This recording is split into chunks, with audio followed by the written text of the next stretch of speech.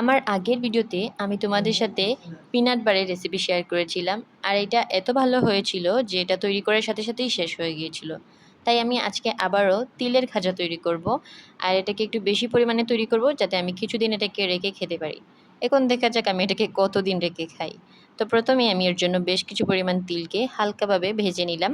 আর তারপর যতটুকু তিল নিয়েছি ঠিক ততটুকু চিনি নিয়ে আমি হালকা আঁচে এটাকে ক্যারামেল করে নিব। আর যখন এরকম একটা লাইট কালার চলে আসবে তখন আমি এর মধ্যে আগে থেকে ভেজে রাখা তিল দিয়ে দিব। আর তারপরে এই দুইটা জিনিসকে খুব ভালো করে মিক্স করে নিব। আর এখন আমি যেখানে এটাকে নামাবো আর যেটা দিয়ে আমি এটাকে একটু ছড়িয়ে নিব সেটাতে আগে থেকেই তেল ব্রাশ করে নিচ্ছি খাট আর বেলুনিতে।